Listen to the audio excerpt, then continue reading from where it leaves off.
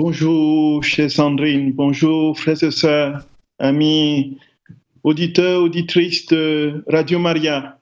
Je vous salue de tout cœur. Nous continuons notre programme sur le fiat de la création. Et avant cela, je voudrais que nous confions ce temps d'antenne à notre très sainte mère, la reine de la divine volonté, celle qui, par son oui définitif et parfait à Dieu, a permis que le salut advienne pour l'humanité. Je vous salue Marie, pleine de grâce. Le Seigneur est avec vous.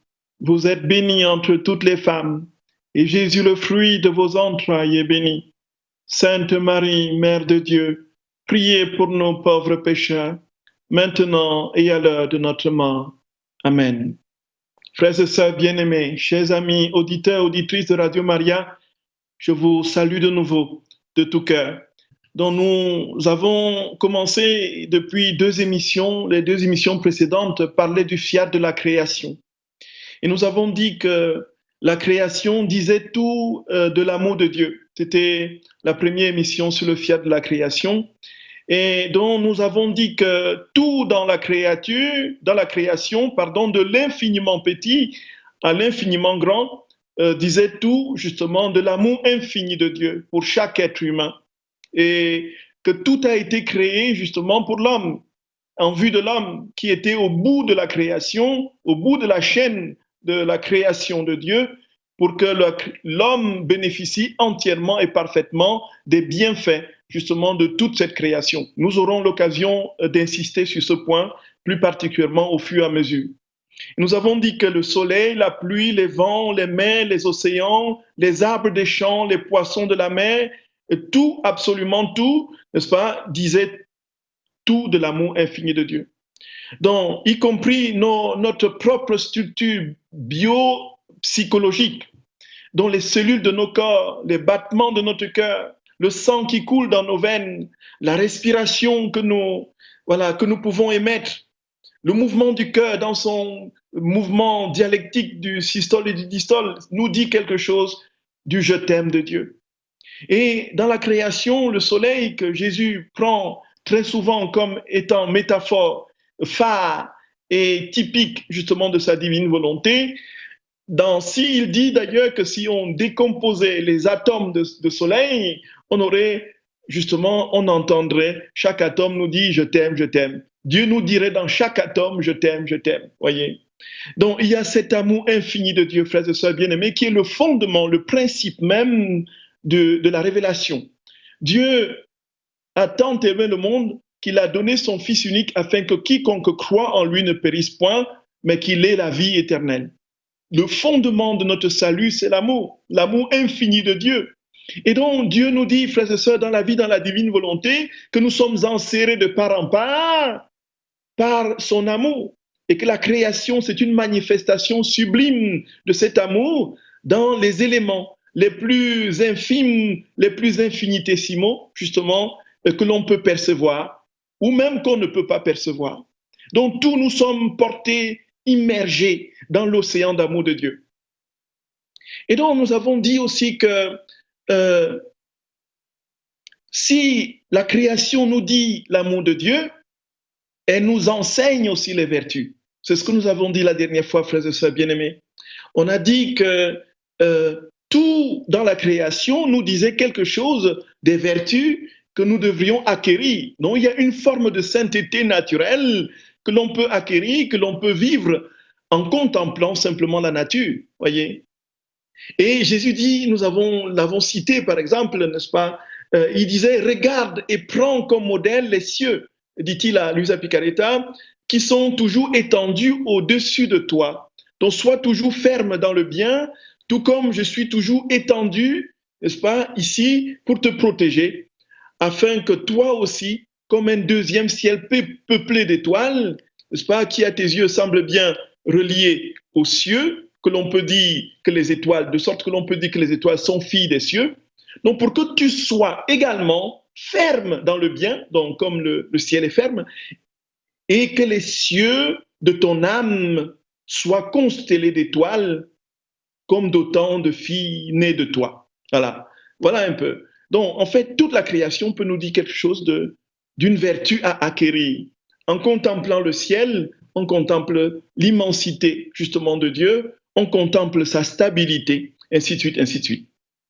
Et de sorte que lorsque l'on prie dans les rondes, dans la divine volonté, on prie pour que la création tout entière, les créatures tout entières, acquièrent les vertus que leur propose la création. Quand on fait les rondes dans la création, n'est-ce pas, le tout de tous les astres, les êtres animés et inanimés, n'est-ce pas, en apposant sur chaque être son je t'aime, son je t'adore, son je te remercie, alors on le fait pour que la création, en même temps, n'est-ce pas, puise dans ce qu'elle peut contempler et voir dans la nature, n'est-ce pas, les vertus, n'est-ce pas, qu'elle peut appliquer, que la créature peut appliquer pour soi-même, pour sa sanctification. Et c'est pourquoi, frères et sœurs bien-aimés, dans la vie, dans la divine volonté, il n'y a pas au-dessus, il n'y a rien au-dessus de l'amour. Donc, et Dieu qui nous aime, nous enseigne, y compris dans la création. Ici, on a expliqué, nous avions expliqué la dernière fois qu'il y avait quelque chose de l'ordre d'une pureté à acquérir en observant simplement l'eau cristalline. Donc, mais si tu veux être pur, dit Jésus, va toujours vers le ciel. Donc, pourquoi est-ce que l'eau des mers est pure? Simplement parce que cette eau est en mouvement continuel. Et Jésus dit justement, si tu veux être pur, toi aussi, entre dans le mouvement continuel de la prière et que le murmure de la prière soit continuel si tu veux être fort et puissant comme moi. Voilà.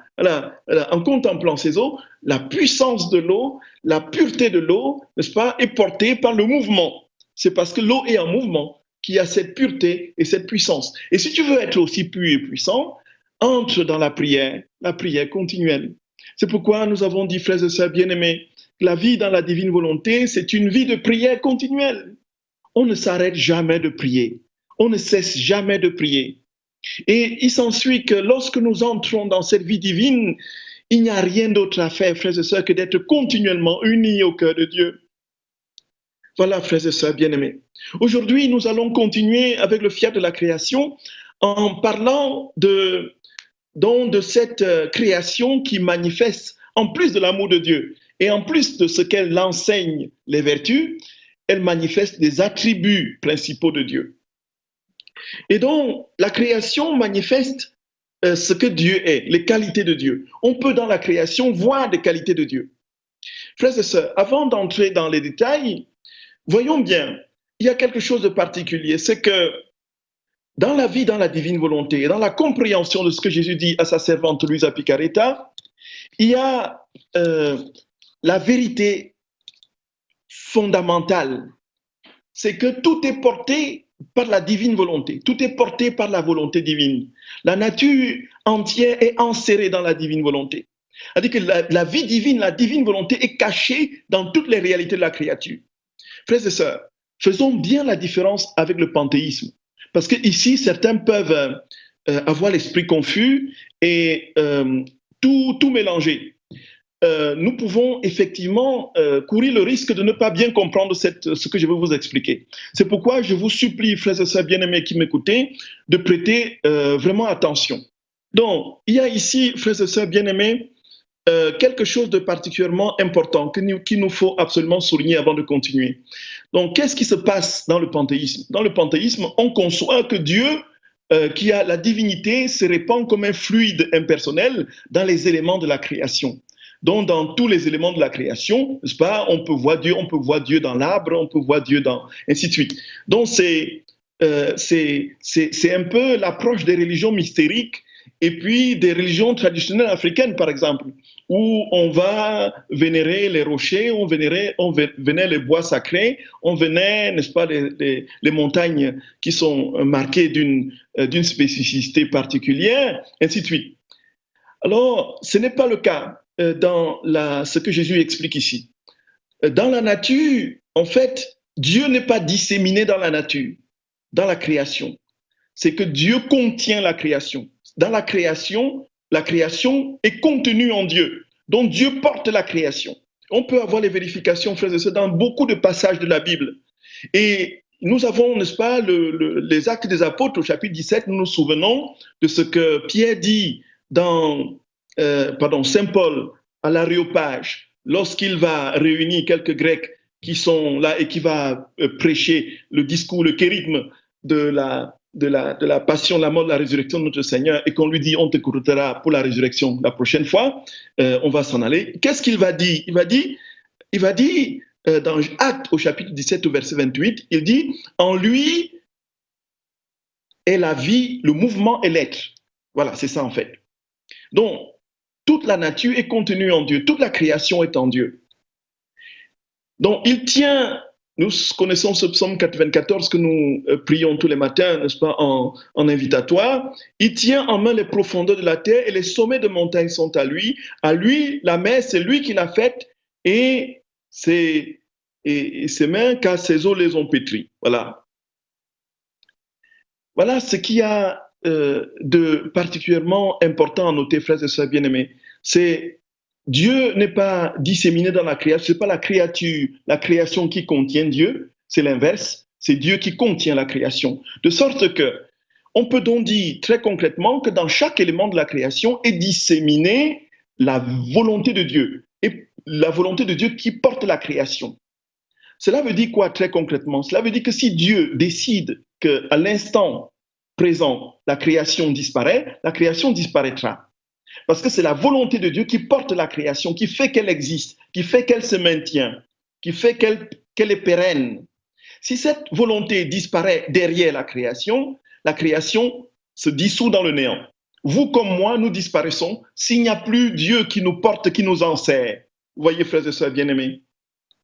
Mais ça ne veut pas dire qu'on viendra dans les éléments interstices de la création, voir la totalité, la plénitude de la divinité. On ne peut le voir en vérité que dans l'Eucharistie et dans les âmes qui vivent pleinement 100% de la divine volonté.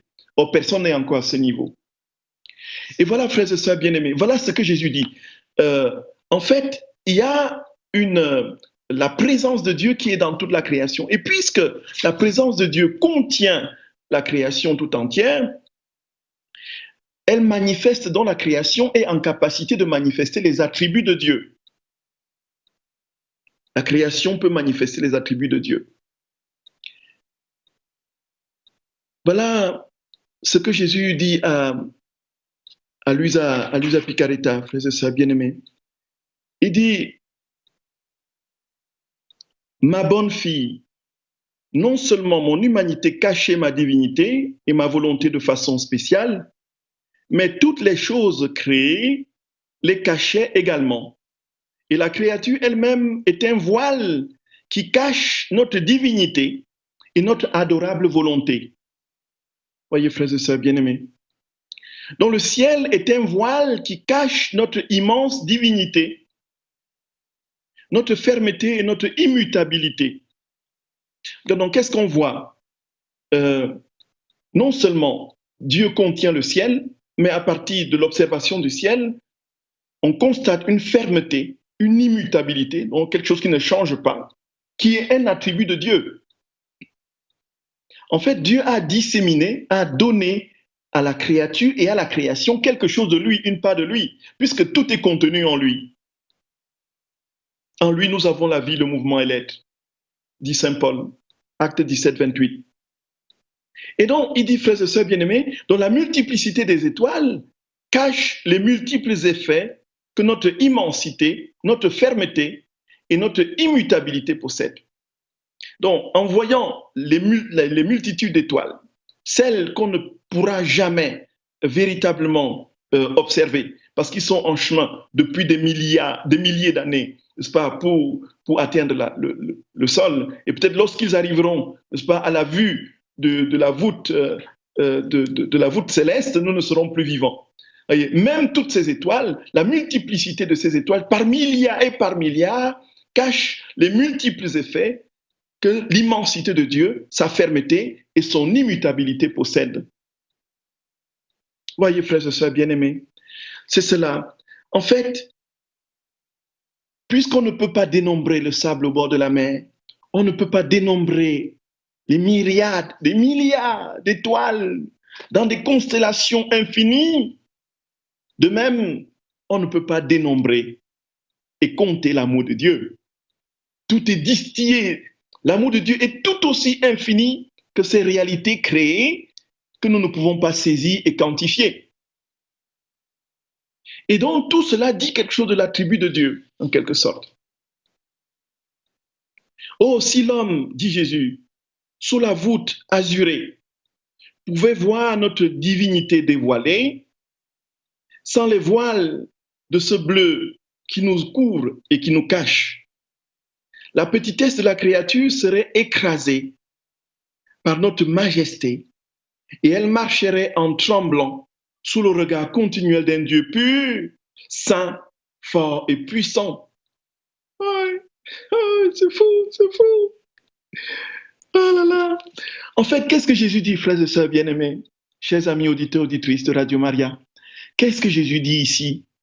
Il dit que si, supposons en un instant, que tous ces éléments qui le voilent, puisqu'il est caché derrière toute la création, si tout cela disparaît et que l'on voyait ce qu'il est véritablement, l'homme entrerait dans une stupeur admirative devant la pureté, la sainteté, la force et la puissance de Dieu qui se cache derrière les éléments créés.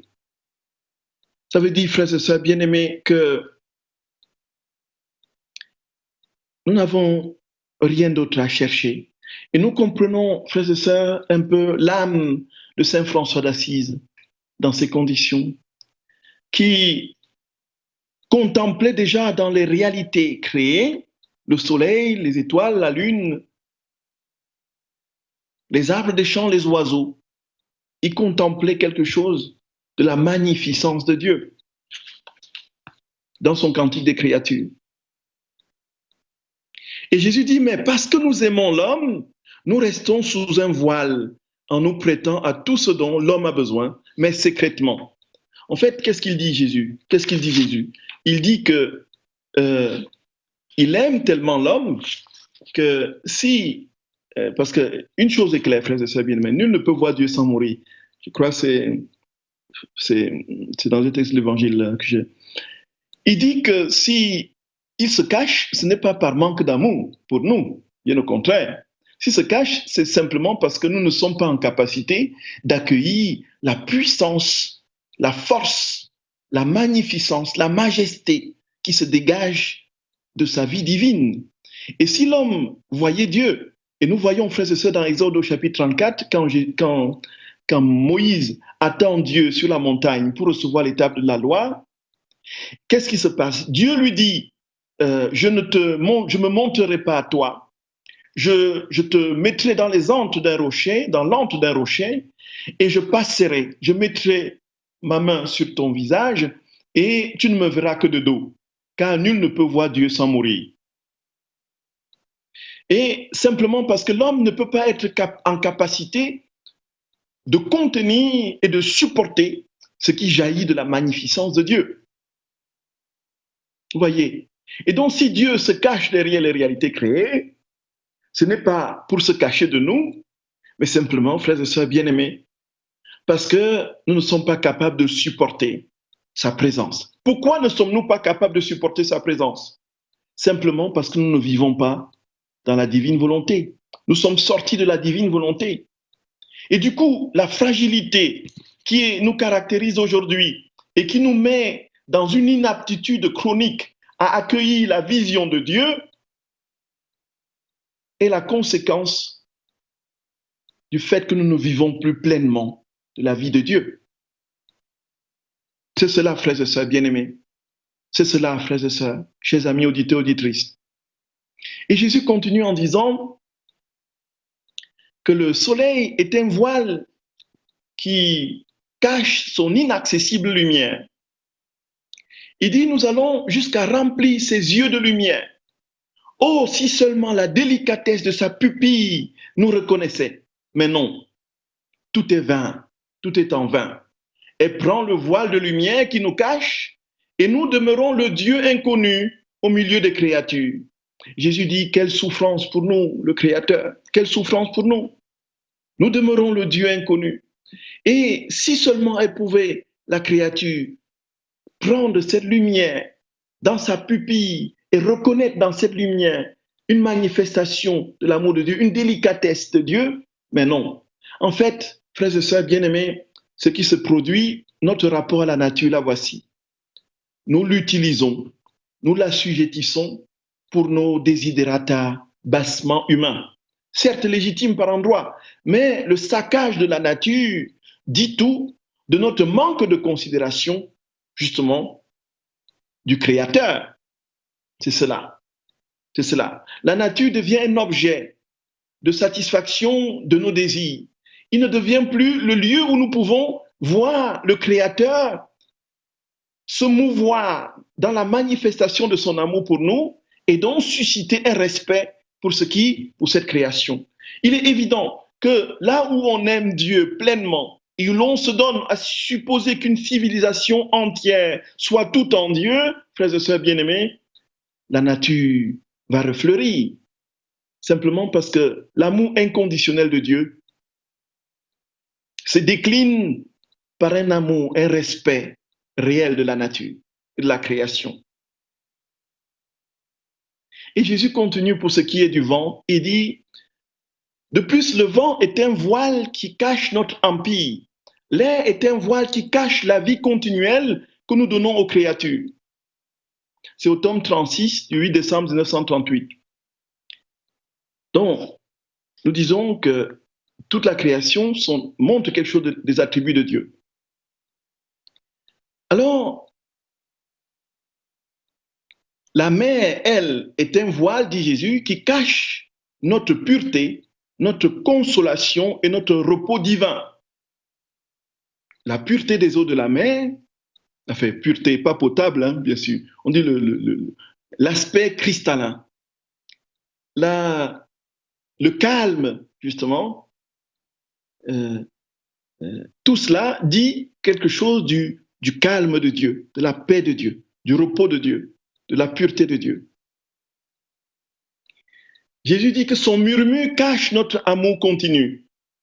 L'eau de la mer murmure continuellement, de manière incessante. De même, Dieu nous aime de manière incessante. Voyez, Dieu, nous avons toujours susurré à l'oreille de notre âme ce je t'aime, ce je t'aime, ce je t'aime divin, ce je t'aime de Dieu. Je t'aime, je t'aime, je t'aime, je t'aime, je t'aime, je t'aime, je t'aime, je t'aime, je t'aime, je t'aime, je t'aime, je t'aime, je t'aime. Nous pourrions enregistrer des je t'aime et l'écouter à longueur de journée, voyez. Mais on n'a pas besoin d'enregistrer. Il suffit d'observer la nature. Le vent qui passe sur notre visage nous dit, voilà, Jésus qui dit je t'aime, je t'aime. Et lorsque nous voyons, dit Jésus, que la créature ne nous écoute pas, nous allons jusqu'à former de très hautes vagues pour nous faire reconnaître et aimer. Voyez? Donc nous voyons bien, quand il y a un obstacle sur le chemin sur le parcours de la mer, qu'est-ce que la mer fait? La mer soit contourne, soit crée des vagues. Voyez? Et de même, quand Dieu se rend compte qu'il y a un obstacle et que les gens ne l'écoutent pas, il crée des vagues, voyez. Donc en fait, nous serons continuellement poursuivis par l'amour de Dieu, quoi que nous fassions. Et nous savons, nous connaissons, frères et sœurs bien-aimés, on a eu l'occasion pour ceux qui, de commenter ce psaume 23. Le Seigneur est mon berger, je ne manque de rien, sur des prés de bœufs fraîches, il me fait reposer, il me conduit par le juste chemin pour l'honneur de son nom. Si je traverse les ravins de la mort, je ne crains aucun mal. Ainsi de suite, ainsi de suite. Et puis, il dit, grâce et bonheur m'accompagneront tous les jours de ma vie. Si je traverse les ravins de la mort, je ne crains aucun mal, car tu es avec moi, ton bâton me guide et me rassure. Tu prépares la table pour moi devant mes ennemis, tu répands le parfum sur ma tête, ma coupe est débordante. Grâce et bonheur m'accompagneront tous les jours de ma vie. Frères et sœurs bien-aimés, on a eu l'occasion de le dire dans d'autres circonstances que lorsqu'on dit grâce et bonheur m'accompagneront tous les jours de ma vie, le verbe hébreu pour parler d'accompagner, c'est le même verbe qui signifie, n'est-ce pas, poursuivre, persécuter, voyez, harceler. Donc grâce, c'est le verbe radaf. Donc, grâce et bonheur me persécutent, me poursuivent, me harcèlent tous les jours. C'est cela que Jésus veut dire, frères et sœurs bien-aimés. Jésus nous dit, je te poursuivrai de mon amour, quels que soient les obstacles que tu mets sur mon chemin. Je créerai des vagues pour me faire connaître et aimer. Car en chaque bien que l'homme reçoit, notre vie est cachée, qui lui offre tous les biens. Voilà. Voilà, frères et sœurs bien-aimés, pour ce qui est don de la création, Dieu qui crée tout par amour et dans chaque élément de la création dit son amour. Dieu qui dans chaque élément de la création nous enseigne des vertus. Dieu qui dans chaque élément de la création dit quelque chose de lui-même, de ses attributs. Frères et sœurs bien-aimés, nous allons continuer après cette pause musicale avec l'homme qui a été créé. Comment l'homme il a été créé et comment est-ce qu'il vivait quand il a été créé. Alors Père, nous avons Christiane qui souhaiterait intervenir. Donc bonjour Christiane, merci d'être là. Oui, bonjour mon père. Moi je vous appelle parce qu'en fait je connais une personne qui me parlait toujours de physique quantique et qui me disait mais pourquoi l'Église ne nous parle pas de tout ça? Parce qu'en fait tout ce qu'elle m'expliquait, elle, parce que moi je connais pas grand chose, mais tout ce qu'elle m'expliquait en fait je l'entends dans ce que vous dites. Est-ce que ça a un rapport avec? Oui, disons que l'infiniment petit est comme l'infiniment grand est le lieu d'expression de l'amour de Dieu dans la vie, dans la divine volonté, dans ce que Jésus explique à Luisa Picaretta, vous voyez. Oui. Dans la physique quantique, avec ce qu'elle trouve comme élément extraordinaire, au point où même en matière de médecine, on déploie aujourd'hui dans certains protocoles la physique quantique pour guérir certaines maladies, du fait que l'on part du principe que tous les éléments infinitésimaux, y compris microbes et bactéries, peuvent émettre des fréquences que l'on peut détecter et annuler avec une fréquence inverse et contraire. Ça dit tout effectivement il y a le microbe, quand on a avant de la découverte du microscope, on ne pouvait pas imaginer qu'il y avait des êtres imperceptibles à l'œil nu, voyez. Oui. Donc ces éléments, c'est un monde tout aussi véritable. Disons, le but de l'Église n'est pas de parler des éléments de science, quoi. C'est-à-dire c'est donner le sens que la science a pour l'homme. Et la science n'est pas, on voit bien au début du XXe siècle, un esprit scientiste s'est développé avec un fort accent anticlérical et antichrétien. Mais la science est au service de l'homme. C'est Dieu qui a donné l'intelligence à l'homme pour qu'il découvre les lois qui régulent la nature. Voyez. Et donc les lois naturelles sont l'œuvre de la création de Dieu. Mais disons, le but de l'Église, c'est de proposer le message du salut aux âmes, qu'ils apprennent à connaître celui qui est le véritable Maître Seigneur et que par la foi, ils soient sauvés. Voyez un peu. Oui. Donc, disons que... Parce qu'en fait, elle n'est pas vraiment croyante parce que son père a été très malade et il a fait un peu toutes les religions. Mais en fait, elle fait tout ce que Jésus dit de faire. Alors, c'était vraiment incroyable, quoi. Mais donc, du moment qu'elle fait les choses comme Jésus les demande, même si elle cherche dans ça, c'est pas mauvais pour elle, quoi. Disons, si elle cherche dans la physique quantique, c'est la science. Là, on est en matière de science, là. On est dans la science, on s'entend bien. Et si c'est la science, Saint Jean-Paul II disait que le scientifique dans son laboratoire qui cherche véritablement la vérité va déboucher tôt ou tard sur Dieu, quoi, voyez. Et il est porté par une bonne intention. C'est les âmes de bonne volonté dont parle le Concile Vatican II dans différents documents, voyez. Donc, quand il y a un texte important du pape, que ce soit un motu proprio, que ce soit une encyclique ou une exhortation apostolique, il est souvent précisé que c'est aux chrétiens fidèles et aux hommes de bonne volonté, voyez. Donc, c'est élargi. Donc, on part du principe, c'est que, n'est-ce pas, Philon d'Alexandrie appelait, n'est-ce pas, les germes du Verbe, les semences du Verbe, qui sont dans chaque âme et qui le conduisent imperceptiblement et un jour peut-être sûrement vers la vérité tout entière, voyez. D'accord. Merci beaucoup, Père. Mais pourvu que ce ne soit pas de l'ésotérisme, ce qu'elle fait. Hein. C'est pourvu que ce ne soit pas de l'ésotérisme. Pourvu que ça ne soit bien pas sûr. de l'ésotérisme. Ouais, autre chose. Si c'est dans la science purement, oui, c'est ça. On prie que Parce qu'en fait, elle n'aime pas tout ce qui est des choses occultes et tout ça, elle n'aime pas. Oui, très bien, très bien. Donc, je pense que... Ouais. Puis en fait, bon, on aimait bien parler justement toutes les deux parce que moi, je lui parlais religion, elle me parlait un peu, alors j'expliquais un petit peu, donc, parce qu'elle ne voulait pas se tromper.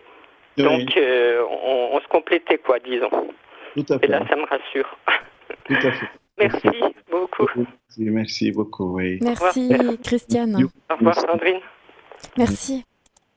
Alors, je lis un SMS que nous avons reçu pour remercier le Père pour la clarté de ses enseignements, des fondamentaux solides pour entrer dans la divine volonté. Merci beaucoup, chère Sandrine, merci. Merci, chers amis, auditeurs ou auditrices, auteurs de ces SMS. Que le Seigneur vous bénisse. Oui, chers frères et sœurs bien-aimés, chers amis auditeurs, auditrices, nous disions que l'homme a été créé au bout de la chaîne de la création et c'est ce que nous allons voir maintenant, après avoir tout dit sur la création, du moins résumé très brièvement ce que Jésus a dit sur la création. C'est infinitésimal ce que nous avons développé sur ce que Jésus a dit, simplement parce qu'un temps d'émission ne peut pas nous permettre de tout développer. Alors, frères et sœurs, donc Jésus dit qu'au bout de la création, il a créé l'homme. Il dit que l'homme, alors, était le chef-d'œuvre de la création. Il n'y avait pas au-dessus de l'homme. Et il parle de la création de l'homme avec des accents d'amour tellement puissants qu'on ne peut que pleurer quand on lit ce que Jésus dit, frères et sœurs. Il dit que quand il a créé l'homme, il était saisi d'une profonde émotion.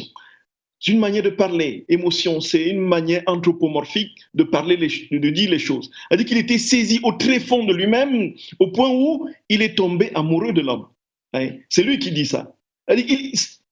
On comprend, frères et sœurs, il vit que cela était bon. Il vit que cela était bon. Voici ce qu'il dit. Donc tout ce que tu vois dans la création, dit Jésus à Luisa Picaretta, n'est absolument rien comparé à l'homme. Oh, combien de cieux, d'étoiles et soleils magnifiques Dieu a-t-il étendu dans l'âme créée. Frères et sœurs bien-aimés, il a créé toutes choses pour nous. Et il le dit dans les tomes 19, 25, des tomes récurrents, de manière récurrente. Il dit qu'on n'imagine pas que l'homme ait été créé en premier. Et nous avons eu l'occasion de le dire, frères et sœurs bien-aimés, en nous référant à saint Thomas d'Aquin. Il dit que ce qui est premier dans l'ordre de l'idéal, dans l'ordre de la conception et dernier dans l'ordre de l'exécution. Cela veut dire quoi? Cela veut dire que ce qui vient en dernier est toujours ce pourquoi tout le reste a été fait. Ce qui vient en dernier a été ce qui a été conçu en premier. Voyez?